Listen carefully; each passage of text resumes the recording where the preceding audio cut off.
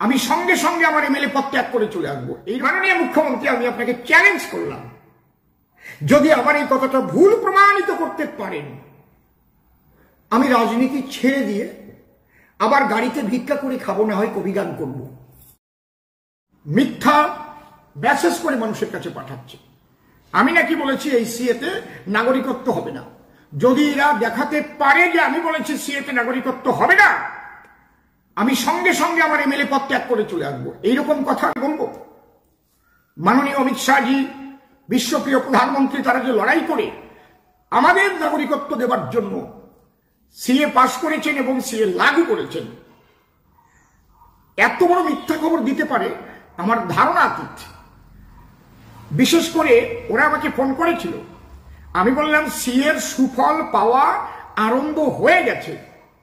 আমি ধন্যবাদ জানাই আমার নওশাদ সিদ্দিকী ভাইকে, তিনি আমার সতীর্থ। আমি তাকে জড়িয়ে ধরি দেখলে এমনি না, তাকে বুঝাতে আমি সক্ষম হয়েছি যে মুসলিম ভাইদের সিএতে কোনো অসুবিধা নেই, এবং মুসলিম ভাইরা একদম নীরব, ভেরি ভেরি এক্সেলেন্ট।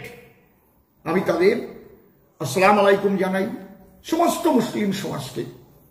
তারা জানে তারা এদেশের নাগরিক, তাদের নাগরিকত্ব নিয়ে কোনো সমস্যা নেই। এবার আমরা বুঝে নেব উদ্বাস্তুরা আমার বাবা আমাকে কতটা খেতে দিচ্ছে, কতটা লেখাপড়ার বেতন দিচ্ছে, কি কম পাচ্ছি কি বেশি পাচ্ছি, সেটা আমরা বুঝে নেব। এখানে কারো নাক গলাতে আসতে হবে না। এই ধারা অনুযায়ী যে মানুষটি নাগরিকত্বের জন্য আবেদন করবেন বা করেছেন, আবেদন পাবার তারিখের আগে থেকে সেই মানুষটি সরকারি যেসব সুযোগ সুবিধা অধিকার ভোগ করে এসেছিলেন, এই আবেদন করার জন্য তার কোনো অধিকার থেকে তাকে বঞ্চিত করা যাবে না। মাননীয় মুখ্যমন্ত্রী, আমি আপনাকে চ্যালেঞ্জ করলাম, যদি আমার এই কথাটা ভুল প্রমাণিত করতে পারেন, আমি রাজনীতি ছেড়ে দিয়ে আবার গাড়িতে ভিক্ষা করে খাবো, না হয় কবি গান করবো। কথা দিলাম আমি যে বললাম এই কথাটা দেখুন। এবং এও লেখা আছে যে এর মধ্যে ঠিক এই ধারায় যারা অ্যাপ্লিকেশন করবে তাদের কিন্তু অ্যাপ্লিকেশন যেটা সাবমিট হয়ে যাবে, কোনো মতেই সেটা রিজেক্ট তো করা যাবে না। আরে বাবা, এবং এও লেখা আছে তাদের নামে বিদেশি বলে যদি আগে কোনো কেস থাকে, সে কেসগুলোও কিন্তু বাতিল হবে। এই লোকটা নাগরিকত্ব পেয়ে গেলেই এই ধারার বলে তো নাগরিকত্ব পাবেই, তাহলে কেসগুলো বাতিল হবে। এবার অর্ডারটা আমাদের দেখতে হবে। তাহলে কাদের জন্য করা হচ্ছে এইটা কিন্তু আফগানিস্তান লেখা নেই। 16 সালেরটায় আফগানিস্তানটা ভরা আছে। যারা কিচ্ছু নিয়ে আসে নাই, যারা কোনো ভ্রমণের অনুমতি পত্র নিয়ে ভারতে ঢোকেনি, এক কথায় পালিয়ে এসেছে, পাসপোর্ট কিচ্ছু নিয়ে আসেনি, তাদের ছাড় দেওয়া হলো।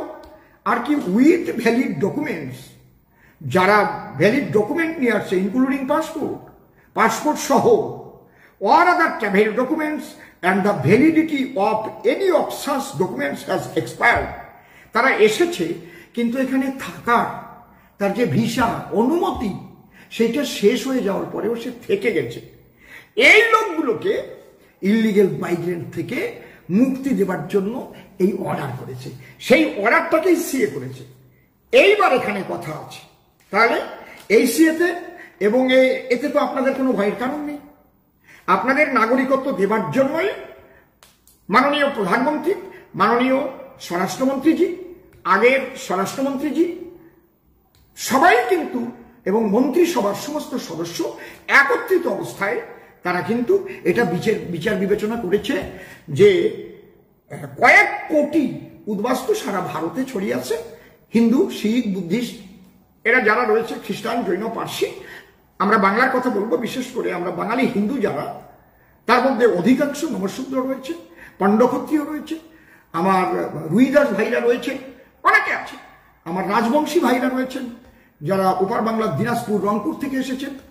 তারা হয়তো এখনো জানেন না যে তারা ইললিগাল মাইগ্রেন্ট, তাদেরও এই আইনটা কত দরকার।